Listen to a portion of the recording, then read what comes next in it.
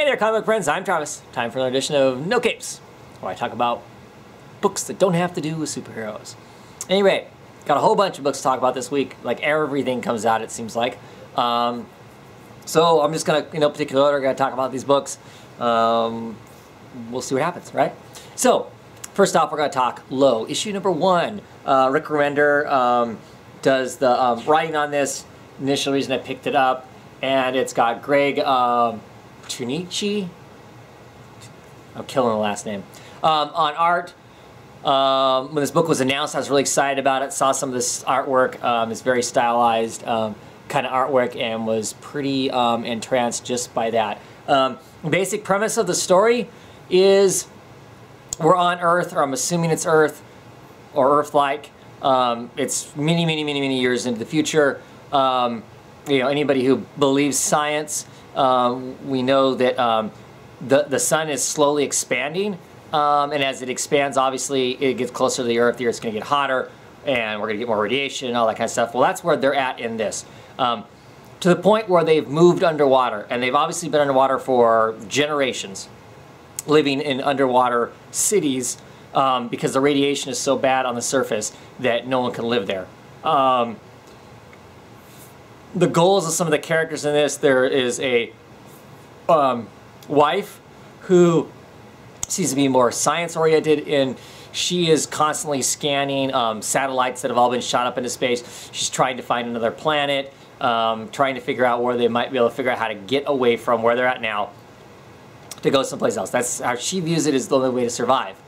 The husband is more about the immediate survival. He is part of a bloodline that has kind of protected and helped sustain the people of the city he lives in for many generations, it seems. He has this massive, you know, mechanized aqua suit that his bloodline is only capable of activating, and he does the hunting and the gathering and the protecting and all that kind of stuff.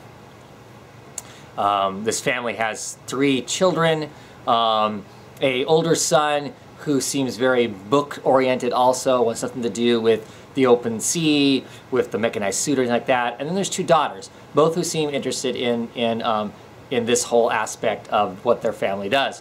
One of them is very outgoing, very brave, very boisterous, and the other one wants to be involved, but is also willing to admit that she's afraid, this stuff is scary, and all that kind of thing. The first book seems to be very family-oriented, in my opinion, and if you happen to have watched Comic Book Roundtable last week, I was on with James Crowder, and we were talking about the fact it was kind of interesting that there were some aspects of this and like black science that kind of meshed together, both of them being Remender books, and both of them seeming to have some sense to be family-oriented. Anyway, this one's family-oriented also. You got this family who go out on like the first trek to introduce these girls to the whole suit, how that all works and whatnot. While they're out there, they're out hunting. They hunt these giant, basically the equivalent of giant octopus-type squid things. They get ambushed by the equivalent of what I'm going to call pirates, who have some serious beef with this house and this unit and whatnot, and some crazy chaos ensues. Some people are kidnapped. Some people look like they're going to have to rescue them. Is kind of how the book ends, without giving the whole thing away. The art in this book is absolutely tremendously beautiful. It is a type of painting. You know, I mean, you could go, oh, it's black science, but it's not. It's a completely different style of art, but does have that kind of painted style. There are some naked bits in this, so if you have a problem with naked bits, maybe you don't want to look at it. But the naked bits are just people naked. It's not like they're, you know, doing anything other than being normal people in their bedroom, you know, functioning. But just gorgeous, gorgeous art. I'm intrigued by the story. I really liked it as a first issue. I'm not 100% sure what I thought it was going to be about.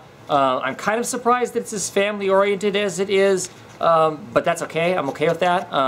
You can tell some really compelling, interesting stories with that, so we'll see where that goes. As far as that goes, I hope as we go along, we'll learn more about these cultures, about these worlds, you know, why they operate the way they do. You know, why there's this conflict between the people outside of the city and the people who live in the city. You know, why is there that separation, and all those kinds of things.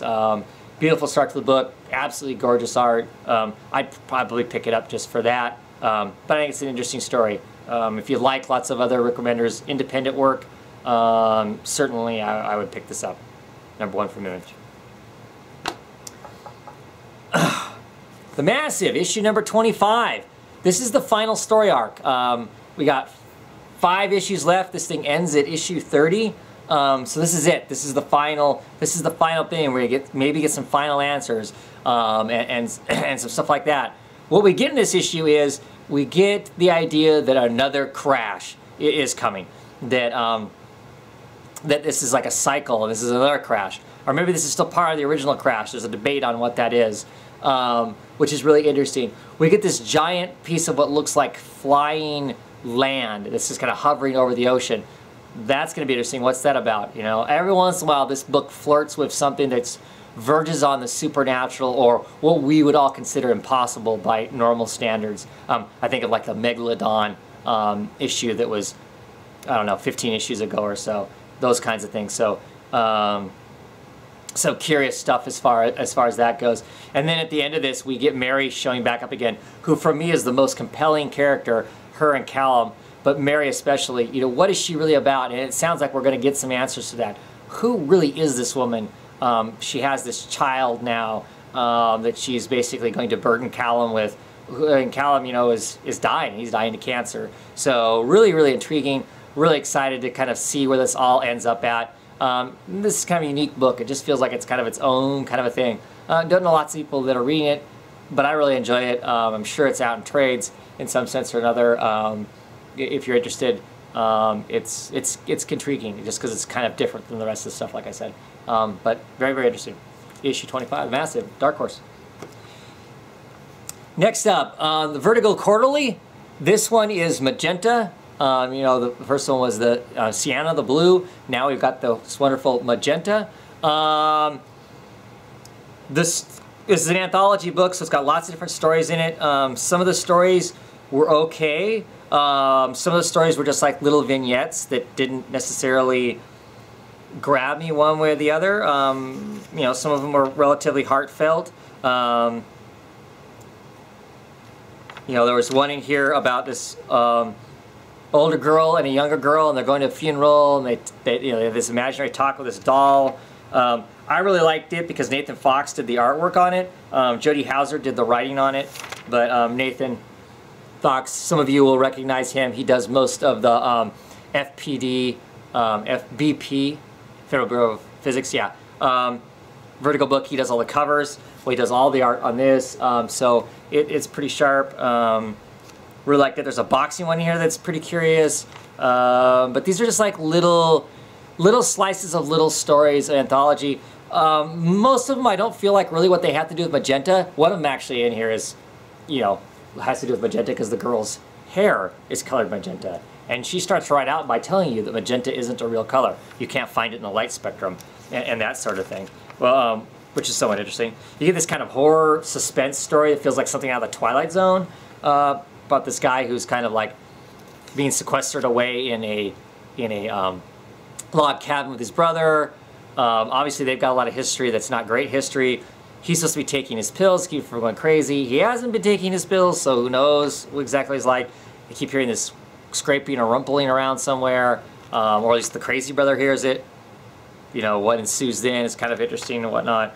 But really, for me, the best story in it is the story by called Pink Slumber by Fabio Moon, one of the Brazilian twins. I absolutely love his art. I love his style, the color. I'm always going to talk about these guys being brilliant. I think they're brilliant. It's just a nice, you know, simple, cute, you know, kind of a charming kind of a story. I really enjoyed it. It's an okay anthology. It is $8. It didn't rock my socks off. It didn't blow my mind or anything like that. But it was decent. It was decent, and I like some of the stuff in here. Would be curious to read more stuff by the people who wrote and did artwork in here. But yeah, I'm happy getting these. I like anthologies. I enjoy them. If they're not all great, that's fine with me. It's still a nice mix of different stuff trying to tell us different stories. There's relationship stories in here. There's band stories in here. Like I said, there's crazy, you know, kind of psychotic type stories in the book. They kind of hit all kinds of different marks in here. There's a straight up horror story in here.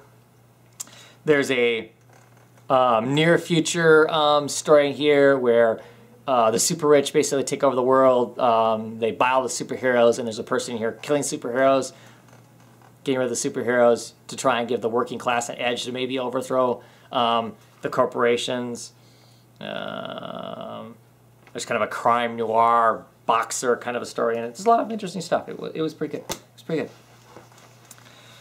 East of West, issue number 14, an amazing story as always. Still really digging this. I dig the art in it. We get some our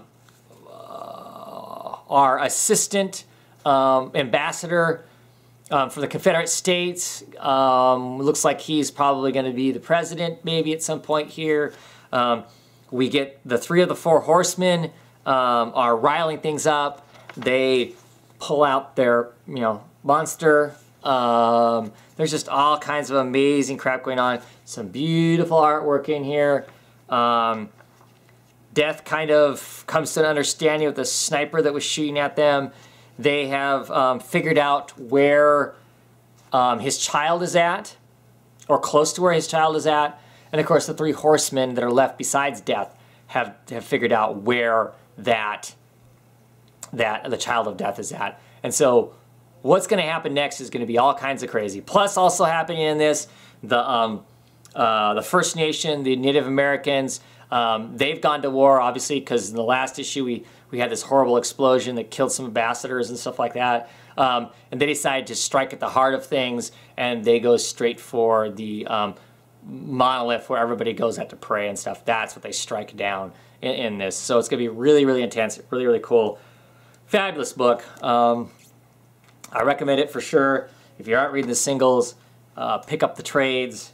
There's got to be 2 or 3 out by now. Great stuff.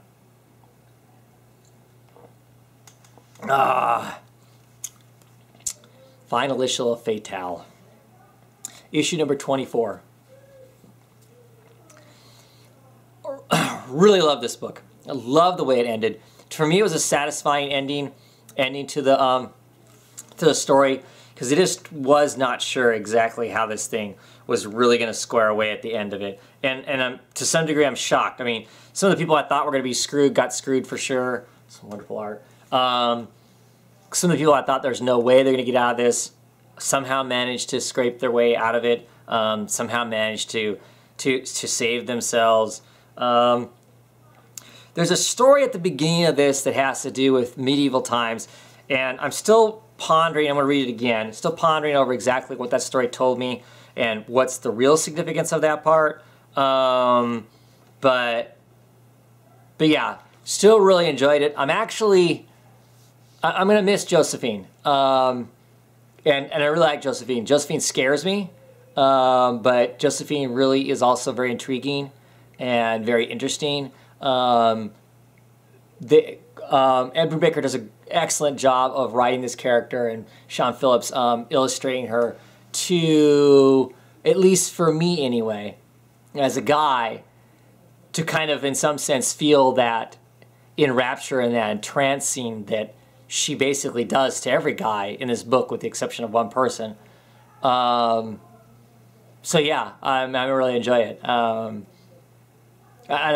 And sad to see it gone, but also, like I said, I'm very satisfied with the ending. They gave us an honest ending. It's not all roses, but it's not all shit either. So that kind of surprised me. I really thought it was going to end badly for everyone. I mean, I thought it was going to just be a giant slaughter by the end of it, and that's not 100% the case. So really enjoyed it. Pick up some trades. I don't know if the singles are floating around out there or not. Beautiful artwork. Very excited for what's next for these guys. I think a few short weeks we should see the next stuff. Looking forward to that too. But yeah, there's some great stuff. There's some really great stuff in this. It's just an excellent book. I really enjoyed it. And that I'm saying that this is all done. I have to admit, around issue 8 or 9, I was a bit shaky on it, because it wasn't the story that I hyped it up too much in my head, and I thought I knew what the story was going to be, and so when I sat down to start reading it, I wasn't getting what I wanted, what I thought it was going to be, and what I expected. And so I was pretty irritated with it, but I guess it's a case where you learn that instead of trying to make it in your head what you think it should be, read what's there, take what's there in, and see if you get something out of what's actually there, what they're actually telling you, what they're actually delivering for you. Because ultimately I ended up really loving it. I mean, I really ended up in, and I kind of went back and looked at those prior issues that I thought I wasn't satisfied with, and actually I'm really satisfied with them. Once I got what it was, once I understood that, once I'd accepted that it was going to tell me the story, it was going to tell me, and there's no way in my head I was going to mold it to what somehow I had preconceived that what it was going to be. So, great stuff. COWL, issue number 3. I'm still really enjoying this comic. I love the feel and the vibe of it. You know, it's set in the mid to late 60s. We're in Chicago. You know, so it has a style to it. You know, just looking at it, the artist does an excellent job of giving everyone a look, and they feel like that era. There's a certain nice pin up there. Woo. There's a certain feel to the whole book that matches up to that really well. The artist does a great job of playing with colors here. In moments, they're in the meetings between negotiating between the superhero union COWL and the city. During those pages and panels, everything's kind of is in tones of gray. And then outside of that, we get other tones that kind of match the mood of what's going on. We have some people kind of helping out Grant here who had gotten beaten silly. 2 of the superheroes on their own time kind of show up to one of the crime bosses and let them know that this ain't kosher, and if you do this kind of stuff ever again, you know, you send an uncostumed supervillain out to mess us up, we're going to come mess you up. We get more information on one of our characters has been kind of looking into this whole, how did these bad guys get a hold of this technology, and learning that the technology kind of matches up with some of the stuff that COWL has used in the past. Find out there's a warehouse. We go to that warehouse. We find out some really, probably pretty disturbing stuff at the very end of this that's going on in this warehouse. That'll be really interesting. Like I said, really enjoying this. Love the feel and the vibe of this, and it's kind of mystery, intrigue that's going on with the super science that's kind of disappeared and maybe being leaked out somewhere, and this whole thing going on with the unionized superheroes and the negotiations and all that kind of stuff I find interesting too. So really enjoy it and really love the look of the book. Next up, Baltimore. The Witch of Jarju, I guess is how you say that. It's Estonian, and I don't speak Estonian, so I'm taking my best guess there. More wonderful Baltimore. I love Lord Baltimore. Great character. If you've happened to read the novel, this goes past the novel, so really you can't have anything spoiled for you here as far as story-wise go if you had read the novel and had been picking up these Baltimore books along the way. More wonderful Baltimore. You know, he's now teamed up with some of his buddies that we've seen in the last miniseries that came out with this. They're all basically off to go monster hunt now, basically. Baltimore's main goal has been accomplished, but somehow he's still alive, and so he needs to do something, so he's out crushing monsters. They're going to this Jarju, which is a place they've heard there are lots of witches, to do whatever they can to quench evil, obviously. And they encounter a girl and kind of use her as the focus to get into this city and try and figure out what's going on. There seems to be some possession potentially going on with some animals, and some interesting stuff I got. One thing I will say is this is the first issue of the Baltimore stuff that has not been done by our Ben Epstein. Or Epstein, is that his name? Ben Stein. So the artwork isn't as sharp and meticulous as what his was. I really love his art, really love the style. But this person who's on it, this Peter Bernging, stays within that style, stays in that vein. Does it necessarily ape it or mimic it, but it still feels along the same line, so it still has the same feel to it and whatnot. Just a wonderful kind of occult book. If you're interested in occult type books, reasonably easy to jump on this book right now if you wanted to, without having to know tons of information about these people to kind of get a sense of, okay, this is what it is. And then if you want to, you can go back and venture into other things if interested. Great book. Fun stuff. Lots of undead rising and zombie killing and vampire slaying and all kinds of stuff like that. Okay, next up, another number one. This one is from Vertigo, Bodies. Written by Cy Spencer and then 4 separate artists for this book. Because this book, basic premise of the story is there has been a murder on a particular street in London in 4 different eras.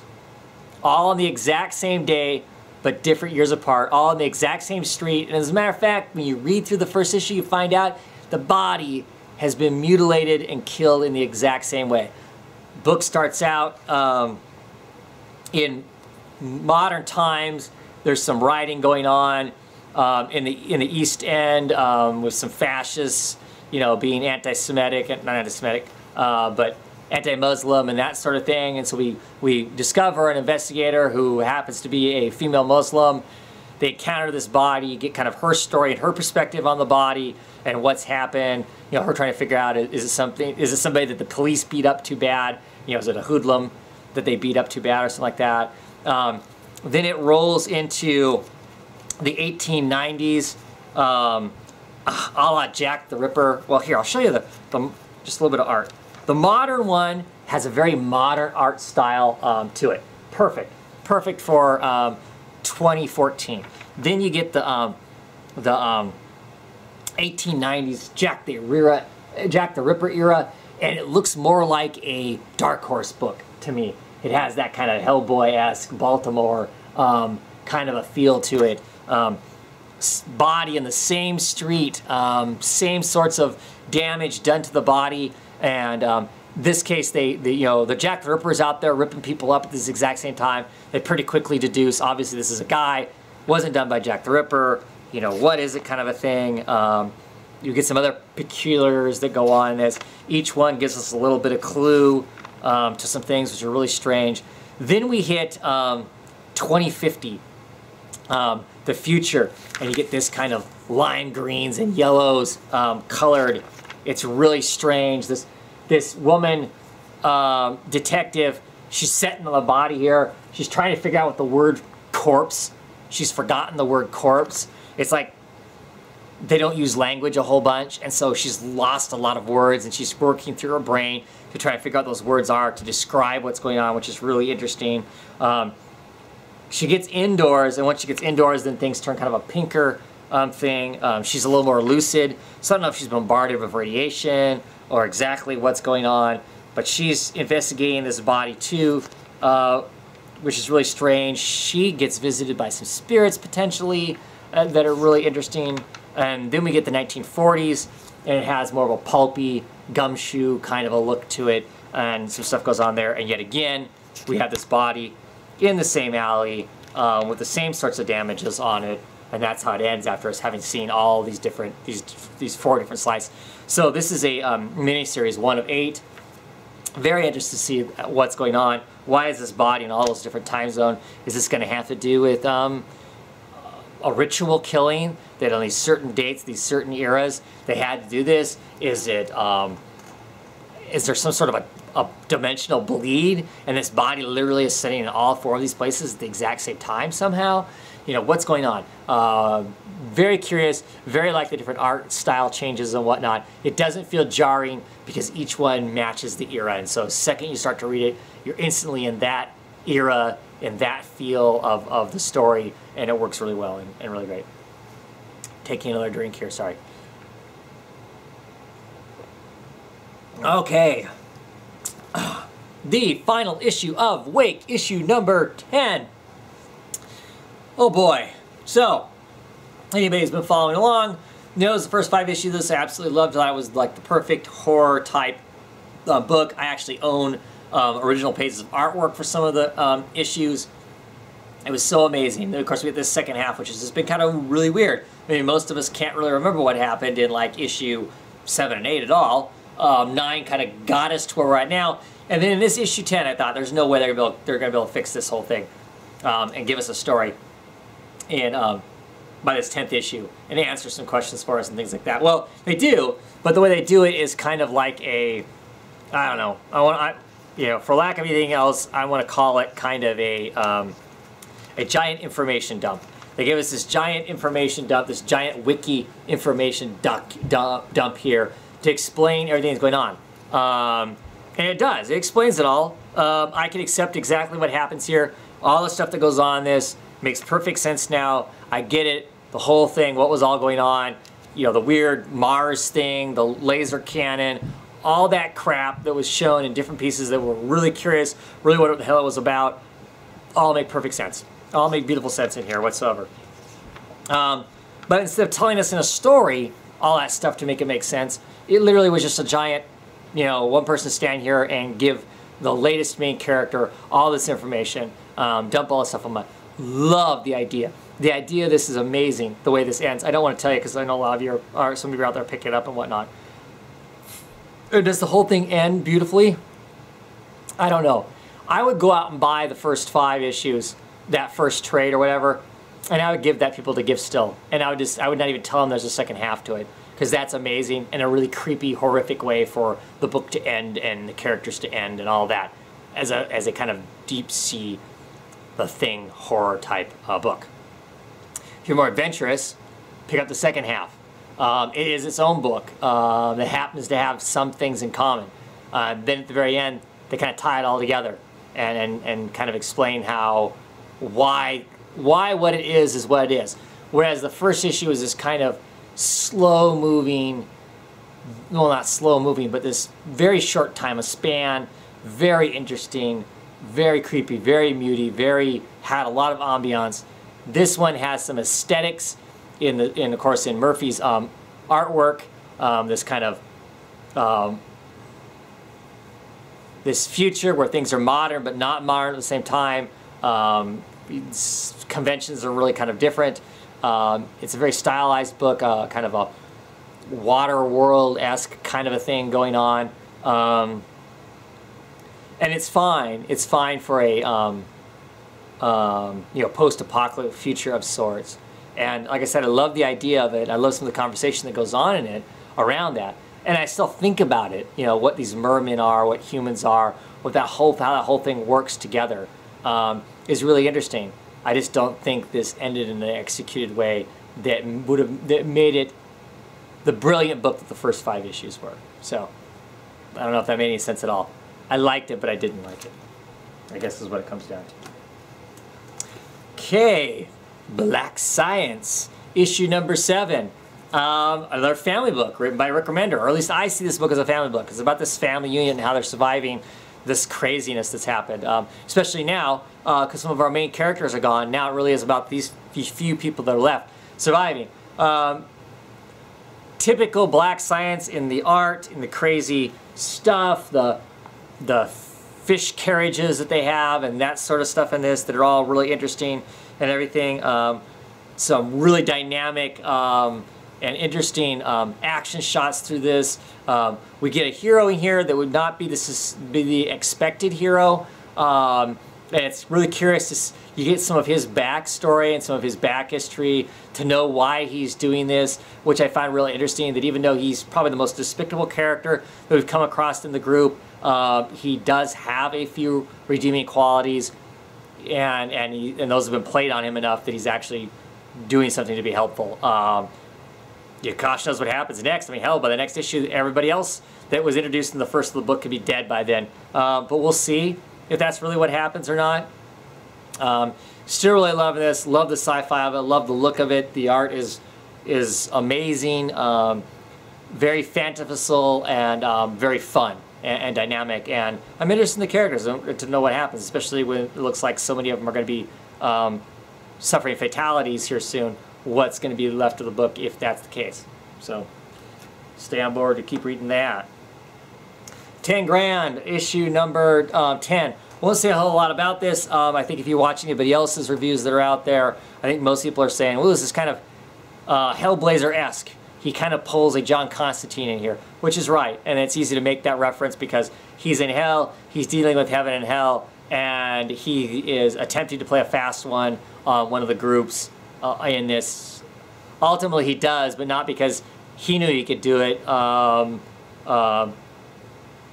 But somebody else knew his behaviors enough to set up the right thing in motion. And there's some cool stuff in it and whatnot, but I don't know, this doesn't really feel like the book that I was originally told, and it's not just the Ben Temple-Smith isn't on the book anymore, which of course, as we all keep saying, is a bummer. But the way this has ended out, it's just not nearly so interesting.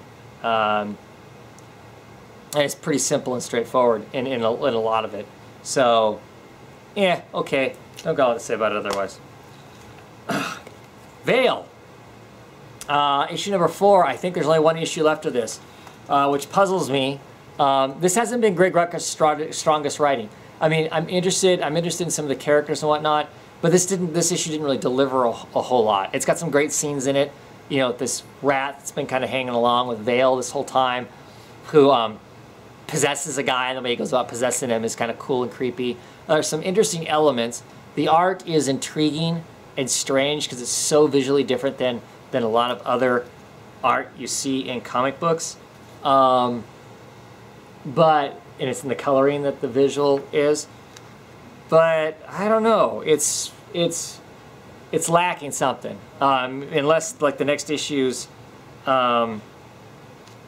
do something really special, it's gonna be kind of a story. And finally, not gonna really talk about it a whole lot, but I did pick up issue number 3 of Sandman Overture. Beautiful book as always, well packaged, wonderful glossy covers and whatnot. Tremendous art. J.H. Williams, of course, with his beautiful paneling and beautiful colors by Dave Stewart.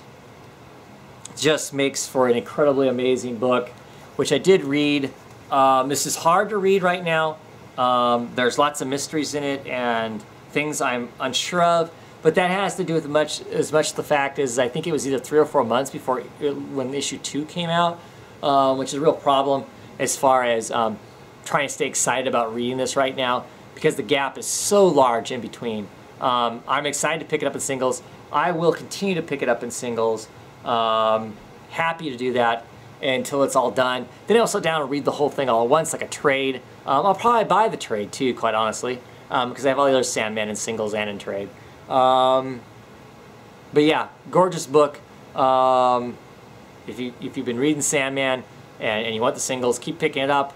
Don't worry about reading it right now. If you can't remember, wait, pick up all the issues and read them all together because it's going to be awesome. We're all going to have an awesome time. Or, you know, wait for the trade. It won't be that long after the singles come out.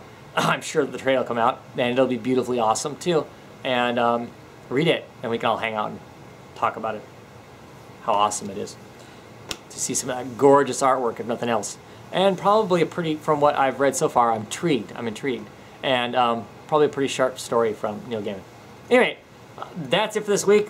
Lots and lots of indie books. Next week it's not so lopsided. I think it's a little even of each one. So I'll see you next week and we'll talk some more books. Anyway, have a great one, everybody.